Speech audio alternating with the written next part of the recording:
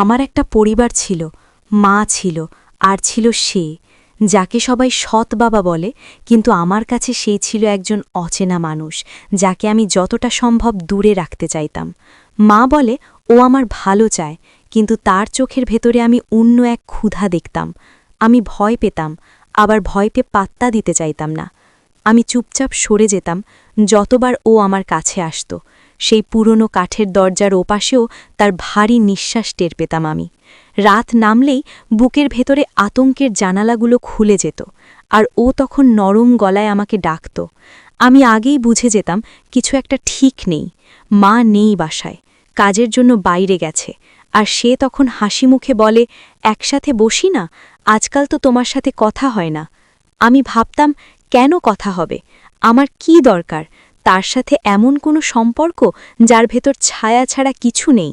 উনি যখন টিভির শব্দ কমিয়ে কাছে আসত, আমার গলায় একটা ঢোক জমে থাকত, আর তার চোখ দুটো আমাকে এভাবে দেখত যেন আমি কোনো খেলনা, যার মালিকানা তার দাবি।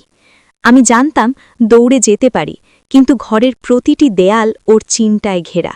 আমি যতবার বই হাতে বসতাম, ও এসে পাশে বসে বলতো, কবে বড় হলি তুমি? আগে কত ছোট ছিলে, এখন আলাদা রূপ হয়েছে তোমার। আমি অস্বস্তি লুকিয়ে হাসি দিতাম, যাতে কিছু না বোঝে, কিন্তু সে বরং আরও এগিয়ে আসত। আমি চোখ ফিরিয়ে নিলেও ওর দৃষ্টি আমার গায়ে আগুনের মতো লাগত। আমি মাকে বলার সাহস করিনি, কারণ মা ওকে খুব বিশ্বাস করে। মা ভাবে ও আমাদের রক্ষা করে, কিন্তু আমি জানি রাতের বেলা আমার দরজার কাছে কেউ এসে থমকে দাঁড়ায়। নরম দরজার হাতল নিচের দিকে নামানোর চেষ্টা হয়। আমি জামা কাপড় শক্ত করে আঁকড়ে ধরি, যেন কাপড় দিয়ে সাহস পাওয়া যায়।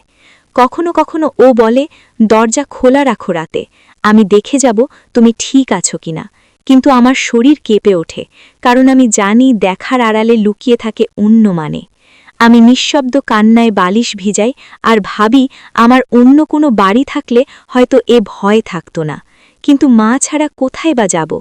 আমি চিৎকার করতে চাই, কিন্তু গলার শব্দ করে না। তবুও ভোর হলে হাসি মুখে স্কুলে যাই, যেন কিছুই হয়নি। সবাই ভাবে আমি স্বাভাবিক, কিন্তু আমার ভেতরে যুদ্ধ চলে সারাক্ষণ। ঘরে ফেরার সময় যতই কাছে আসে, ততই পা ভারী হয়ে যায়, কারণ জানি যে অন্ধকার নামলেই সে চেষ্টা করবে কাছে আসার। অনেক গল্প আছে আমার চোখের ভেতর লুকানো, কিন্তু কেউ পড়ে না এই বই। আমার ঘুমে বারবার আওয়াজ আসে তার পায়ের শব্দের। আমি দরজা শক্ত করে আটকাই, কিন্তু মাঝে মাঝে সে বলে, ভয় কিসের? আমি তো তোমার বাবা, বাবার জায়গায় আছি। আমি জানি বাবা মানে নিরাপত্তা, কিন্তু তার উপস্থিতি মানে ভয়। চারপাশে সবাই বলবে আমার ভুল ধারণা, কিন্তু কেউ কি দেখেছে তার চোখের ভাষা? কেউ কি শুনেছে রাতে তার থমকে থাকা নিঃশ্বাস? আমি চাই একদিন সব বলতে পারি কাউকে, যিনি শুনবেন, বিচার করবেন, আর আমাকে দোষ দেবেন না। আমি স্বপ্ন দেখি এমন ভোর, যেখানে দরজার ওপাশে হুমকি নয়, আলো অপেক্ষা করে। আমি আজ এই সব বলছি কারণ থেমে থাকলে সে আরও কাছে আসবে, আরও অবাঞ্ছিতভাবে নিজেকে আমার জীবন বলে দাবি করবে।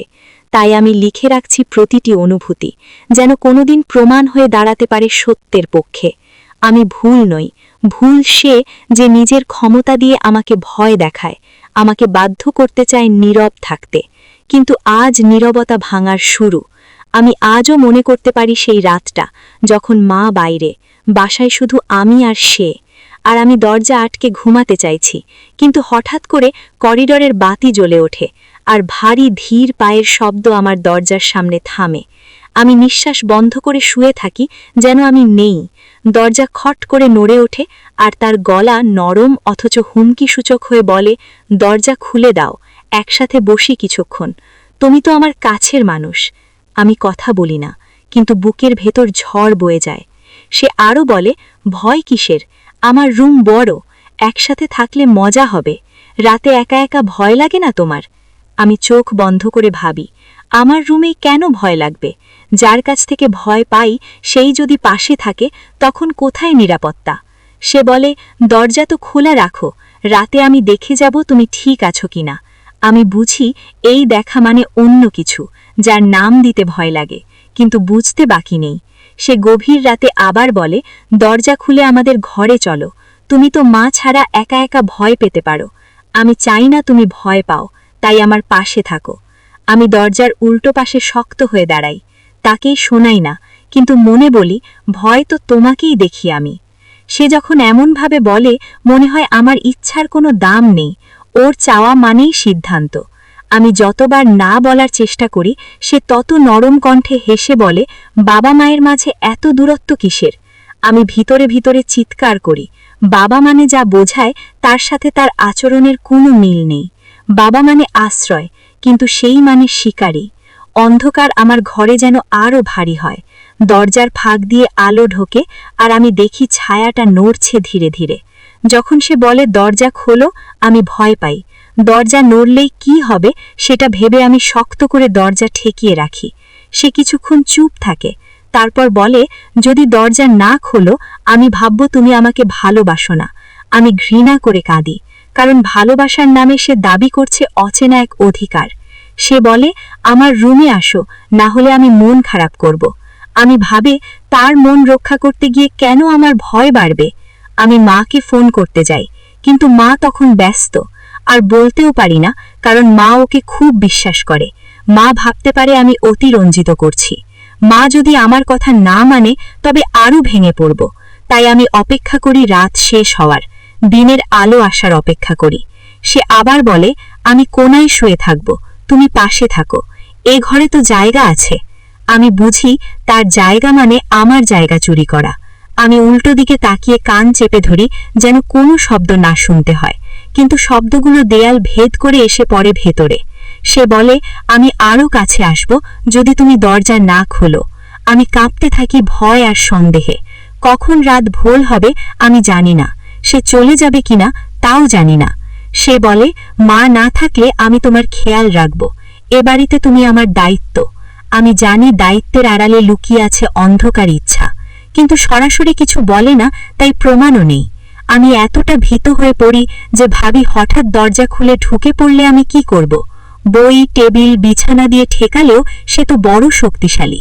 আমি শুধু চাই সূর্য উঠুক আর আলো দেখে সে দূরে যাক, যেন রাতের অন্ধকার তার আসল রূপ ঢাকতে না পারে। আমি মনে মনে বলি, কেউ আমাকে বাঁচাও। আমি কাউকে বলতে চাই, কিন্তু ভয় হয়, যদি বিশ্বাস না করে, যদি বলে এমন হতে পারে না। এই কথা বললে আমাকে দোষী ভাববে সবাই, কিন্তু সত্যি হলো আমি প্রতিদিনই লড়ছি নিজের ছোট্ট রুমের ভেতর।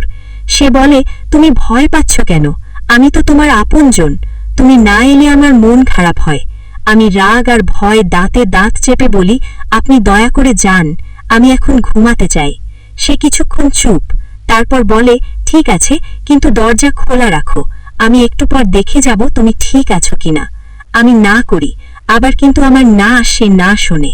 নিজেকেই জোরে জড়িয়ে ধরি, যেন শরীরের উপর আমারই অধিকার থাকে। অবশেষে তার পায়ের শব্দ ধীরে ধীরে দূরে চলে যায়। আমি কান পেতে থাকি, আবার যদি ফিরে আসে সেই ভয়। পুরো রাত কাঁপা শরীরে কাটায়। আমি জানি ট্রমা শুধু শব্দ না, এই ভয়ের অনুভূতি আমার প্রতিটা শ্বাসে লেগে থাকে। প্রতিটা রাতেই সে চেষ্টা করবে কাছে আসার। আমি ঠেকাবো যতদূর পারি, কারণ আমি জানি তার কাছে গেলে আমার নিরাপত্তা শেষ হয়ে যাবে। তাই রাতকে ঠেকিয়ে রাখছি আমি একা, অথচ এই অপরাধের বিরুদ্ধে দাঁড়াতেই হবে কোনো না কোনো দিন। তারপরের দিন আবারও ভয়ে আমি বলি, হ্যাঁ, আমি রুমে থাকব। গলাটা ফ্যাকাশে হয়ে যায়। আমি মায়ের কথা ভেবে চুপ থাকি এবং নিজের ভয়ের কথা লুকাই। সে হেসে বলে, ঠিক আছে, আমি পাশে থাকব। আমার ভেতরে একটা ঠান্ডা ঢেউ নেমে আসে, কারণ পাশে থাকা মানে তার নজর আমার উপর এমনভাবে জড়াবে যা আমি মেনে নিতে চাই না। আমি চুপচাপ করেছি আর বলেছি, আমি ক্লান্ত আছি, আমি পড়ে থাকতে চাই। সে বলে, একসাথে থাকলেই ঘুম ভালো লাগে। আমার গলাটা শুকিয়ে আসে এবং আমি নিঃশব্দে মাথা নেড়ে হ্যাঁ বলি, যাতে মা খেয়াল না করে। আমি জানি এটা ভুল লাইন। আমার অন্তর ছিল চিৎকার করতে, কিন্তু চিৎকার গলা পেতেই ভয় পেয়ে যায়। আমি জানি সে না চাইলে ব্যক্ত করে কিছুই বলবে না, কিন্তু তার অঙ্গভঙ্গি, তার দৃষ্টি সবকিছু বলে দেয়। আমি কাঁপতে কাঁপতেই বালিশ আঁকড়ে ধরি এবং গোপনে তার ছায়া মাপতে থাকি। সে দরজা খুলে একটু প্রবেশ করে, মৃদু আওয়াজ ফেলে যাতে মা না জাগে। আমি শুয়ে থাকি এবং নিজের কণ্ঠকে নিভিয়ে রাখি, যেন কোনো শব্দ বের না হয়। সে আমার পাশে শুয়ে বলে, তোমার কি কোনো সমস্যা আছে? আমি বলি, নেই, ঠিক আছে, আর নিজের ভয় লুকিয়ে নেই। আমি ভেবেছিলাম যদি সোজা না বলি মা বুঝবে না, তাই আমি চুপ থাকি। সে আমার ওপাশে ঘনিয়ে আসে। আমি সামান্য সরে যাই, কারণ তার গন্ধ, তার শরীরের নিকটতা আমাকে আরও কাঁপিয়ে দেয়। আমি গোপনে ভাবি, যদি এমন পরিস্থিতি চলতেই থাকে তাহলে আমার আর কিছুই অবশিষ্ট থাকবে না। মা জানলে কাঁদবে, মা না জানলে আমি নিঃশব্দে ভাঙি। সে বলছে, এখন আর বেশি দেরি হলে ভালো হবে না, তুমি এখানে থাকাটা ঠিক। আমি লুকিয়ে দেখি আমার হাত কাঁপছে। সে সেই হাতটা নরম করে আমার কাঁধে রাখে, কিন্তু মৃদু স্পর্শটাতেও কাঁপনি হয়। আমি স্বপ্ন দেখতাম এমন ভোর, যেখানে পালাবো, কাউকে বলবো, কিন্তু এখন সেই সময়ের তুলনায় অনেক দুর্বল। আমি মানি, যাতে অবস্থা আবার খারাপ না হয়। আমি ভয়ে নীরব থাকি, আর তার কণ্ঠে লুকানো চাপটা স্পষ্ট।